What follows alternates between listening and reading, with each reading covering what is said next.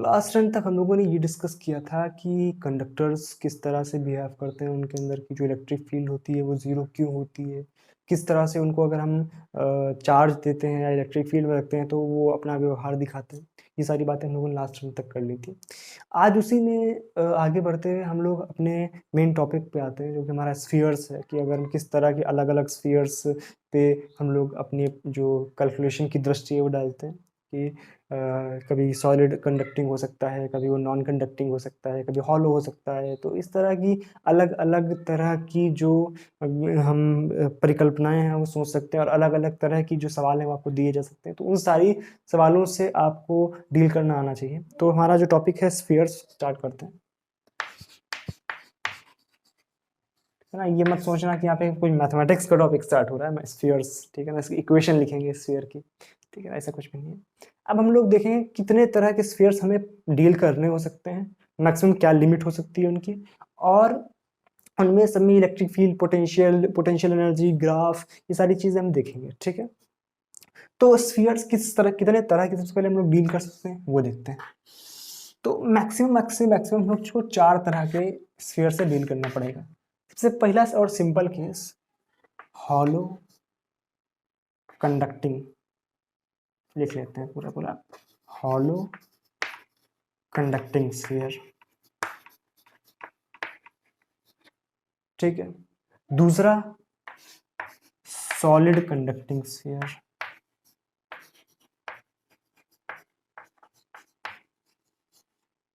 ठीक है।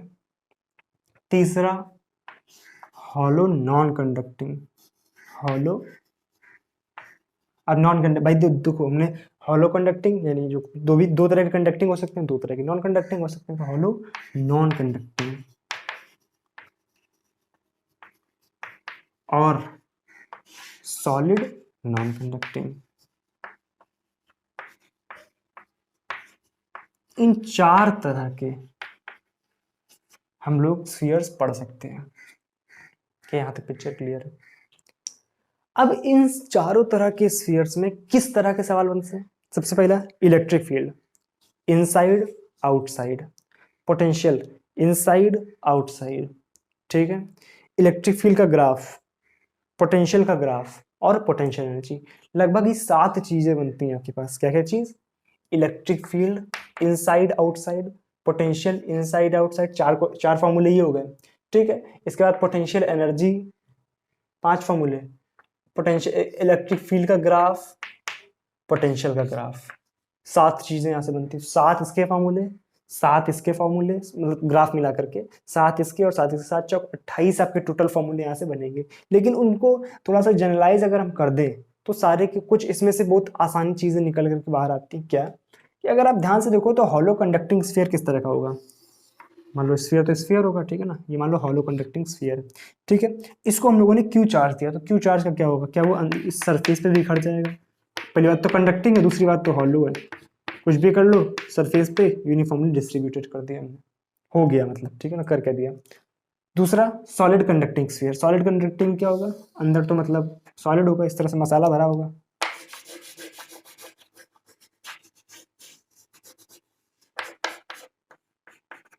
ठीक है।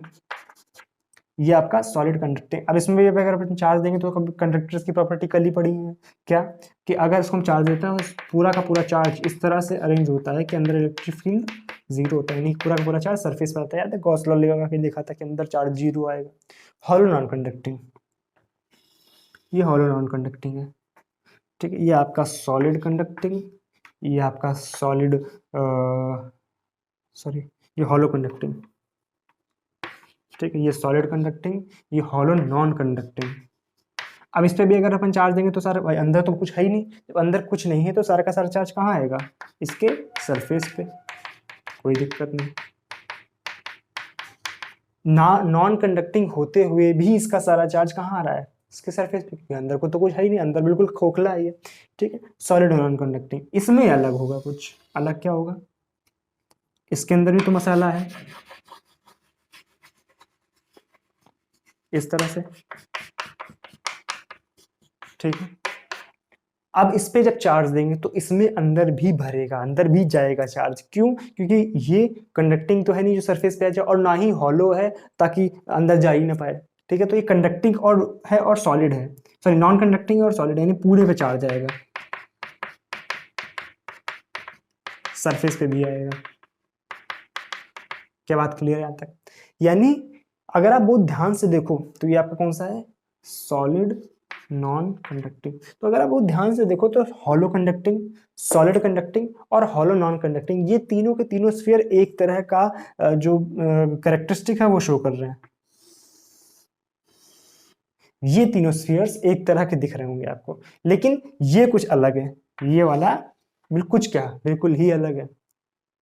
ठीक है, तो यानी इन तीनों के लिए जो भी फॉर्मूले, जो भी टेमोलॉजी, जो भी ग्राफ बनेंगे वो सारे के सारे सेम बनाएंगे। तो अब हम इन तीनों को HC, SC और HNC, इन तीनों को एक कैटेगरी में रखेंगे, यानी इनके 7 7 दूनी 14 7 तिरका 28, सॉरी 7 तिरका 21, 21 फॉर्मूलों को हम 7 फॉर्मूलों में कन्वर्ट कर सकते हैं। और उसके साथ तो टोटल कितने बचे? 14 फार्मूले, 14।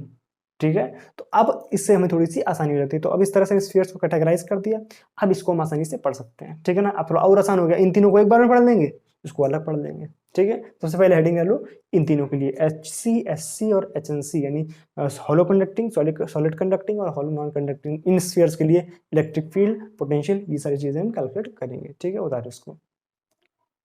तो सबसे पहले अब हम लोग क्या लिखेंगे कि इलेक्ट्रिक फील्ड और पोटेंशियल कैलकुलेट करेंगे इन तीनों जो हमारे HC, SC और HNC हैं, इनके लिए हम इलेक्ट्रिक फील्ड और पोटेंशियल कैलकुलेट करेंगे। ठीक है ना, electric field and potential due to HC, SC और HNC। ठीक है ना, हॉलो कंडक्टिंग, सॉलिड कंडक्टिंग और हॉलो नॉन कंडक्टिंग, इनके लिए हम इलेक्ट्रिक फील्ड और पोटेंशियल कैलकुलेट करेंगे। सिंपल एक फिगर बनाना है, एक फिगर में ही हमें सारी की सारी जानकारी मिल जाती है। क्या? ये हमारा एक स्फीयर है, इस पे ये बाहर चार्ज डिस्ट्रीब्यूटेड है इस तरह से। ठीक है, सबसे पहले अगर हम बात करें कि electric field inside the conductor कितना होगा, मान लो ये आपकी इसकी रेडियस जो है वो r है। ठीक है, तो जो भी हम दूरी ले रहे हैं r, अगर वो रेडियस से छोटी, यानी पॉइंट हम अंदर ले रहे हैं, यानी यहाँ कहीं पे पॉइंट है, यानी ये r है, इसके लिए जो इलेक्ट्रिक फील्ड आएगा वो हमारा कितना आएगा? 0। ये बात तुम जानते हैं, कोई दिक्कत है यहाँ तक? पोटेंशियल कितना लिखेंगे? v कितना लिखेंगे भाई? सरफेस पे कितना होता है? KQ/R, क्यू चार्ज है इस पे, तो सरफेस पे कितना लिखेंगे? KQ/R। तो भाई सरफेस पे जो होगा इक्विपोटेंशियल सरफेस से ज्यादा ना, कि हम लोगों ने पढ़ा था कि जो सॉलिड कंडक्टर्स होते हैं इक्विपोटेंशियल सरफेस, तो भाई जाहिर सी बात है हॉलो नॉन कंडक्टिंग भी सेम प्रॉपर्टी दिखा रहा है, तो पूरी पूरी सरफेसेस होंगी वो इक्विपोटेंशियल होंगी, यानी हमारा जो V बनेगा वो KQ/R आएगा, यानी जो सरफेस पे होगा वही हमारा अंदर होगा, यानी KQ/R। इसमें कोई दिक्कत? अंदर इलेक्ट्रिक फील्ड आ गया, अंदर हमारा पोटेंशियल आ गया। बाहर की बात कर लेते हैं, R is greater then R। देखो ध्यान से, बाहर मान लो अगर हमने कोई पॉइंट लिया r दूरी पर, तो यहाँ पर हम गॉसियन सरफेस खींचेंगे, यहाँ पे अगर हम गॉसियन सरफेस खींचेंगे तो एक स्फीयर बनेगा। उस स्फीयर के लिए हम सीधा गॉस लॉ भी लिख सकते हैं, डायरेक्ट भी अगर आप देखना चाहो तो कोई बहुत खास बात नहीं है, फॉर्मूला KQ/R ही आने वाला है। देखो सॉरी KQ/R²। ठीक है, तो यहाँ पर आप गॉस लॉ लिखो, गॉस लॉ से इलेक्ट्रिक फील्ड कैलकुलेट कर लो। Integral E.dA is equal to Q(in/ε0). E तो कांस्टेंट होगा उस पूरी सरफेस पे। ठीक है, तो E इंटू सरफेस का जो एरिया होगा वो कितना आ जाएगा? 4πr², 4πr² is equal to Q in, total charge कितना इंक्लूज हो गया? Q/ε0। इसको उधर भेज देंगे, E कितना आ जाएगा? Q/4πε0r², या इसको हम लिख सकते हैं सिंपल KQ/r²। क्या बोला था? आ गया? पोटेंशियल लिख लो। पोटेंशियल बहुत लिखने के तरीके हैं, देखो पोटेंशियल लिखने के तो बहुत ही तरीके होते हैं। किस तरह से? पोटेंशियल आप सिंपल इसको इंटीग्रेट कर दो भाई। ई क्या होता है? इस तरह से लिखते हैं ना, ई को क्या लिखते हैं? -dV/dr, -dV/dr। तो यहाँ से v निकाल लो। मेथड एक नहीं, मेथड अनंत होते हैं, लेकिन अपन जो भी दिमाग में आता जा रहा है भाई अपन करते जा रहे हैं। ठीक है, तो v यहाँ से कितना जाएगा? v आ जाएगा हमारा इस तरह से देखो, इस मेथड, सॉरी क्या निकल रहा है मेरे मुंह से, इस मेथड में आपको गलती करने के चांसेस जो होंगे वो कम हो जाएंगे। क्यों? देखो ध्यान से, जब इसको हम लिखेंगे तो इसको इधर लिख रहे हैं, ठीक है ना, इस वाली चीज को, ये अलग है, ठीक है ना, हम अलग है, हमें अपने बात में लाइए, ठीक है, ये अलग है। तो यहाँ से क्या लिख सकते हैं, dv is equal to minus E D R. जब इंटीग्रेट करेंगे, इस तरह से इंटीग्रेट करेंगे, तो जब ये इंटीग्रेट हो रहा है तो यहाँ पे भी तो इंटीग्रेट हो रहा है, वी इनिशियल से वी फाइनल, यहाँ पे क्या है, आर इनिशियल से, यानी जहाँ से इंटीग्रेट कर रहे हैं, ठीक है ना। तो इसको जब इंटीग्रेट करेंगे क्या आ जाएगा, V final minus V initial is equal to minus, जहाँ पे भी हमको इलेक्ट्रिक फील्ड निकालना है, सॉरी इलेक्ट्रिक फील्ड पता है हमको, कहाँ पर, बाहर, ठीक है। तो हम सबसे पहले इनिशियल सरफेस कहाँ लेंगे, देखो ध्यान से, जहां पर हमको पता होगा वहां पर हम ले लेंगे इनिशियल, और जहां पे हमको निकालना होगा वहां पर हम ले लेंगे फाइनल। हमको सरफेस पे पता है, यानी r is equal to R पे हमको पता है, और r is equal to small r पे हम निकाल लेंगे। तो इस तरह से आप करोगे तो हमेशा आसानी हो जाती है करने में, ठीक है। तो e क्या आ गया हमारा, K Q by R square. तो integration of K Q by R square with respect to D R from R to R, ठीक है। और v इनिशियल का सरफेस पे क्या है, के क्यू बाई आर, यानी v final minus K Q by R is equal to K Q by R square का integration minus K Q by R, यानी माइनस माइनस प्लस हो गया, यानी के क्यू बाई आर, कहाँ से कहाँ तक, आर से आर तक, यानी कितना आ गया आपके पास, ये आ गया आपके पास K Q by small r minus K Q by capital R. K Q by R से K Q by R cancel out होगा, तो यहाँ से v कितना आ गया, v फाइनल कितना आ गया, K Q by capital are. कोई दिक्कत है यहाँ तक, पक्का दिख रहा है, एक सेकेंड, दिख रहा है, ठीक है। कभी कोई कंफ्यूजन होता है ना, नीचे दिख रहा है नहीं दिख रहा है, ठीक है, चलो कोई दिक्कत नहीं आता। अब देखो ध्यान से, ये हमारा आ गया। अब लोग बहुत आसानी से इसको क्या करते हैं, इस पूरे को एक एज अ चार्ज मान लेते हैं, ठीक है, और आर दूरी पर निकालेंगे तो क्या आएगा, के क्यू बाई आर ही तो पोटेंशियल आया, कुछ गड़बड़ लिख दिया मैंने शायद, यहाँ पर स्मॉल आर आया है, स्मॉल आर, कैपिटल आर नहीं, ठीक है ना, के क्यू बाई स्मॉल आर ही तो आया किसी भी दूरी पर पोटेंशियल। कोई दिक्कत है यहाँ तक, ठीक है। अब देखो, अब इनके ग्राफ पे चर्चा कर लेते हैं। ग्राफ किस तरह से बनते हैं, देखो ध्यान से, इलेक्ट्रिक फील्ड का ग्राफ, देखो इधर इलेक्ट्रिक फील्ड लिखेंगे, इधर आर लिखेंगे। तो इलेक्ट्रिक फील्ड क्या है, जब आर इज, यहाँ मान लो आर जो है वो आर के बराबर आ रहा है, यहाँ से इधर जब जाएंगे तो इलेक्ट्रिक फील्ड जीरो, यानी जीरो जीरो जीरो चलता चला आ रहा है। लेकिन जैसे आर ग्रेटर देन आर किया, वहाँ पे के क्यू बाई आर स्क्वायर हो गया, यानी कहीं हाई पर पहुंच गया, यानी सरफेस पे कितना होगा, K Q by capital R square at surface, K Q by capital R square इस जगह पर, और यहाँ से फिर धीरे धीरे आर स्क्वायर के कंपेरिजन में घटेगा, यानी इस तरह का ग्राफ आएगा, ठीक है। ये के क्यू बाई या E is inversely proportional to 1/r square, ये इसका ग्राफ आ गया। शुरुआत में जीरो, फिर ये इस तरह से घटेगा। जब पोटेंशियल का ग्राफ बनाएंगे तो पोटेंशियल का ग्राफ किस तरह से बनेगा, कहाँ बना ले, यहीं बना लेते हैं। देखो ध्यान से शुरुआत में क्या है, यहाँ से यहाँ तक इक्विपोटेंशियल सरफेस यानी कांस्टेंट है K Q by R, R is equal to R तक, सॉरी ये कैपिटल आर, ये स्मॉल आर, ये वी, यानी यहाँ से जब तक यहाँ तक आएगा तब तक कांस्टेंट रहेगा। उसके बाद क्या है, के क्यू बाई आर के कंपेयर 1/r के रेस्पेक्ट में घट रहा है, इस तरह से 1/r के रेस्पेक्ट में घट रहा है। ये 1/r स्क्वायर का है, ये 1/r का है, ठीक है ना। यहाँ पे v है इनवर्सली प्रोपोर्शनल टू r।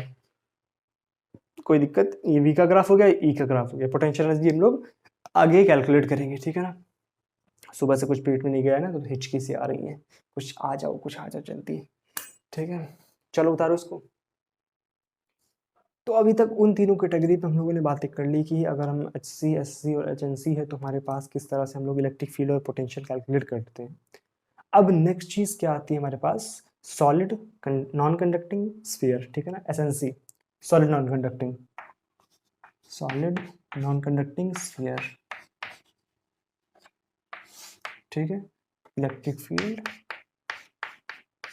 ठीक है, इस तरह से हमें निकालना है इसमें। चलो बना लो स्फीयर, ठीक है, ये हमारा एक स्फीयर बन गया, ठीक है। इसके अंदर मसाला भरा हुआ है, मसाला मतलब वही पूरा सॉलिड है, इस तरह से बोल देते हैं,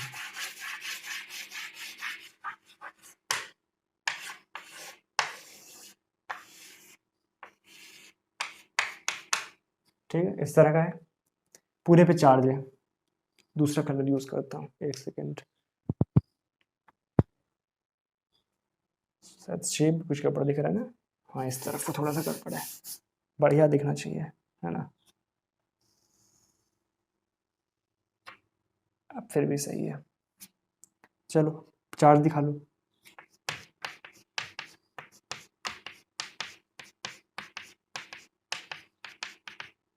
इस तरह से चार्ज डिस्ट्रीब्यूटेड है, पूरे में चार्ज डिस्ट्रीब्यूटेड होगा क्योंकि सॉलिड नॉन कंडक्टिंग है, ठीक है। तो सबसे पहले हमें दो केस पता है हमको, कहाँ पे सबसे पहले आर इज लेस, पहले ग्रेटर देन पे निकाल लेते हैं, R is greater than R. R is greater than R पे सिंपल पूरा चार्ज कितना है, क्यू है, चार्ज डेंसिटी हम रो मान लेते हैं, ठीक है। जब भी बाहर निकालेंगे तो फिर से वही करेंगे, integral E dot D is equal to Q in by epsilon naught, Q in total कितना होगा क्यू, तो इसमें कोई चेंजमेंट नहीं आने वाला है, E is equal to simple फिर से आ जाएगा के क्यू बाई आर स्क्वायर, बाहर तो सेम रहने वाला है। सेम बात समझ आ गई ना, जब बाहर आर दूरी पर जाके गॉसियन सरफेस बनाएंगे तो फिर से वही अंदर जो क्यू इनक्लोज है, फिर टोटल चार्ज कितना है क्यू, तो फिर से वो उधर जाके के क्यू बाई आर स्क्वायर बन जाएगा, ठीक है। और पोटेंशियल जब बाहर लिखेंगे, जब पोटेंशियल बाहर लिखेंगे फिर वो भी सेम आने वाला है, कितना के क्यू बाई आर, उसमें कोई परिवर्तन नहीं है। क्यों कि भाई सरफेस बाहर वाले को तो यही दिख रहा है ना, कोई गोल गोल चीज इस पर चार्ज डिस्ट्रीब्यूट है, उसको थोड़ी पता है कि अंदर भी चार्ज है, ऐसे भी समझ सकते हो, लेकिन अंदर तो एक्चुअल में चार्ज है, तो अंदर का जो इलेक्ट्रिक फील्ड और पोटेंशियल है वो बदल जाएगा। तो ई जब हम निकालेंगे कहाँ पर, R is less than R पे, तो यहाँ पे करने का तरीका क्या होता है, सिंपल सा भाई गॉसियन सरफेस ड्रॉ करो। हमने क्या किया, एक आर दूरी पर जाकर के गॉसियन सरफेस खींची, हमारी गॉसियन सरफेस है, ठीक है। इसमें हम integral E dot D A लिखना है, प्रयास करते हैं, देखो ध्यान से, integral E dot D A यानी फ्लक्स हमने क्या लिखा, Q in by epsilon not, सही है। ई डॉट डी ए यानी ई हमें निकालना है, डी ए इस सरफेस पे कितना होगा 4 pi r square, 4 pi r square. Q in किस तरह से लिखेंगे, देखो ध्यान से, क्यू इन किस तरह से लिखेंगे कि अंदर की जो भी चार्ज डेंसिटी है रो इनटू वॉल्यूम इस स्फीयर का, बात समझ आ रही है ना। क्यू क्या लिखेंगे, रो इनटू वी, वी कितने का, इस स्फीयर का, यानी 4/3 पाई छोटा R cube by epsilon naught, correct है। 4 पाई ने 4 पाई को मार दिया, 2 आर ने 1 आर को सॉरी 2 आर को मार दिया, 1 आर बचा, ई की वैल्यू यहाँ से आ गई रो आर बाई 3 एप्सिलॉन नॉट। कोई दिक्कत है यहाँ तक, रो की वैल्यू रख के आप क्यू के टर्म्स में भी आंसर निकाल सकते हो, ठीक है, इसमें कोई दिक्कत नहीं होनी चाहिए। अब मेन इसमें कैलकुलेशन किसकी है, वी की, पोटेंशियल किस तरह से निकालना है। अब ध्यान से देखो, पोटेंशियल आपको पता कहाँ पर है, सेंटर पर पता है, नहीं पता है, क्यों, क्योंकि ये एक भी पोटेंशियल सरफेस तो है नहीं कि जो यहाँ पर सरफेस पे होगा भाई सेंटर पे होगा, सरफेस पे कितना होगा K Q by capital are कर देंगे यहाँ पर, जैसे जैसे सरफेस की तरफ बढ़ेंगे, ठीक है। तो सरफेस पे कितना होगा K Q by capital are, तो हम लोग अब जो वी इनिशियल और वी फाइनल लिखेंगे वो यहाँ से यहाँ तक करेंगे, कहाँ से कहाँ तक, सरफेस से यहाँ तक, तो वी इनिशियल मानेंगे हम सरफेस पे, कर लो फिर से, क्या जाएगा V initial minus V final is equal to, फिर वैसे integral E dot D R, कहाँ अंदर की तरफ, अंदर लिखेंगे इंटीग्रल, इसको लिख लो एक बार उसके फॉर्म टर्म्स में, किसके, क्यू के, रो क्या होगा, रो हमारा होगा क्यू बाई वी, यानी क्यू बाई, करेक्ट कर रहा हूँ ना, 4/3 pi r cube into epsilon naught into 3, ये 3 एप्सिलॉन नॉट, ठीक है। और कुछ गड़बड़ है, रो, हाँ ठीक है, तो ये कितना है, 3 से 3 कैंसिल आउट हो गया, 4 पाई एप्सिलॉन नॉट बन गया हमारे पास, ऊपर आर है, 4 पाई एप्सिलॉन नॉट बन गया के, यानी K Q R by R cube, ये बन गया K Q by R cube, ठीक है। तो क्यू के टर्म्स में लिखेंगे, इस वजह से मैंने इसको यहाँ पे चेंज कर दिया, तो क्या आ गया minus integration of K Q अंदर electric field R cube into D R, correct है। लिमिट कहाँ से कहाँ तक, कैपिटल आर से छोटे आर तक, क्योंकि हम इधर से इधर इंटीग्रेट कर रहे हैं, कैपिटल आर से, सॉरी हाँ कैपिटल आर से स्मॉल आर तक, ठीक है। और इनिशियल हमने लिखा कहाँ पर है, यहाँ पर, ठीक है, कुछ गड़बड़ तो नहीं लिखा मैंने, हाँ थोड़ा सा शायद कुछ गड़बड़ लिखा मैंने इस जगह पर, V final minus V initial, है ना, V final minus V initial, correct है। देखो तो वी इनिशियल कहाँ पर लिखा हम लोगों ने, सरफेस पे, यानी वी फाइनल मैंने सरफेस पे कितना होता है K Q by capital R is equal to, ये क्या हो गया K Q by R cube minus का इंटू आर स्क्वायर, और लिमिट्स कहाँ से, आर स्क्वायर बाई 2, लिमिट्स कहाँ से कहाँ तक, आर से छोटा आर तक, सही है। क्या गया यहाँ से, V final minus K Q by capital R is equal to, limit से पुट करोगे तो क्या आ जाएगा, पहले बड़ी वाली रख दो क्योंकि माइनस यहाँ पर कंपनसेट हो जाएगा। ठीक है, क्या आ जाएगा के क्यू बाई 2r क्यूब, है ना, और आर स्क्वायर माइनस लगा लो पहले, R square minus R square. ठीक है, अब इसको अलग सॉल्व कर लो, यहाँ कर लेते हैं इस जगह पर। कितना आ जाएगा, V final is equal to, अंदर मल्टीप्लाई चाहो तो करा लो, यहाँ से क्या आ जाएगा, ये माइनस माइनस प्लस हो जाएगा, ये आ जाएगा के क्यू बाई 2r, है ना, के क्यू बाई 2r, और ये जुड़ेगा जाके उधर, प्लस के क्यू बाई आर, और ये वाला माइनस में रहेगा, यानी माइनस का K Q R square by R 2r cube. ठीक है, तो ये आपका आ जाएगा 3 KQ by 2r minus K Q by R square by 2r cube. ठीक है ना, दिख रहा है 2r क्यूब लिखा हुआ है ना। अब इसमें के Q by 2r cube common ले लो चाहो तो K Q by 2r cube अगर कॉमन ले लिया तो अंदर आ जाएगा 3r square minus R square. Correct है, ये आ गया वी फाइनल, ये होता है इसका फॉर्मूला। कोई दिक्कत है यहाँ तक? थोड़ा सा मानते हैं ये वाला लंबा पड़ जाता है, बट कैलकुलेशन है सिर्फ, इसमें कुछ नहीं, फिजिक्स कुछ भी नहीं है खास है। ठीक है, फिजिक्स सिर्फ इस जगह है जब ये इक्वेशन लिखी है। ठीक, अब इसकी ग्राफ बना लो। ग्राफ बनाने में क्या, सबसे पहले इलेक्ट्रिक फील्ड का ग्राफ। इलेक्ट्रिक फील्ड में क्या है, शुरुआत में क्या है, शुरुआत में धीरे धीरे जब ये है आर की डायरेक्टली प्रोपोर्शनल, स्ट्रेट लाइन का इक्वेशन इस तरह से, और R is equal to R पर जैसे ही पहुंचेंगे, ये आर इधर ई है, जैसे R is equal to R पहुंचेंगे तुरंत ही इस तरह से आर स्क्वायर के साथ में घटने लगेगा। यहाँ पे क्या है, E is inversely proportional to R square, यहाँ पे क्या है, E is directly proportional to R. ठीक है, पोटेंशियल का ग्राफ बना लो, पोटेंशियल का इधर बना लेते हैं, ठीक है, ध्यान से। पोटेंशियल का जब ग्राफ बनाएंगे तो ध्यान से अगर देखो, जब v की वैल्यू हमारी ग्रेटर देन आर है, जब v की वैल्यू, ये r है, ठीक है, इधर r है इधर v है, जब v की वैल्यू ग्रेटर देन r है तो वहां पे r के कंपैरिजन में घट रहा है इस तरह से।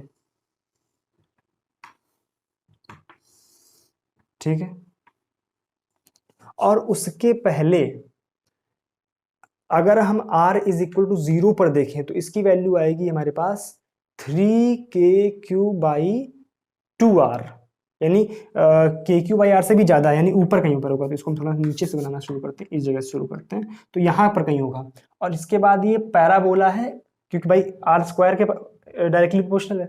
ठीक है, तो ये पैराबोला है, वो भी नीचे की तरफ, क्योंकि माइनस लगा हुआ है, इस तरह से आएगा ग्राफ। ठीक है ना, ये पॉइंट ऑफ इन्फ्लेक्शन है ये। ठीक है, इस जगह पे क्या वैल्यू होगी, ये हमारा सरफेस पे है तो के क्यू बाई आर, और इस जगह पे क्या होगा 3/2 के क्यू बाई आर। ठीक है ना, ये आपका ग्राफ बन के आएगा। थोड़ा सा अच्छा ग्राफ है, ध्यान रखने वाला ग्राफ है। ठीक है, तो वी और आर का ग्राफ यहाँ बन गया, इलेक्ट्रिक फील्ड का ग्राफ बन गया, पोटेंशियल का ग्राफ बन गया, सब कुछ बन गया। कोई दिक्कत, उतार लो इसको। ठीक है, एक नज़र मार के उतार लो। ठीक है, स्क्रीनशॉट ले लिया करो चाहो तो, या उतार लो। ठीक है, चलो, आई होप सारी बातें यहाँ तक क्लियर हो गई होंगी। अगर कोई दिक्कत रह गई है तो आप नीचे कमेंट सेक्शन में बता सकते हो। ठीक है, चलो मिलते हैं अगली क्लास में, तब तक के लिए thank you so much, bye bye.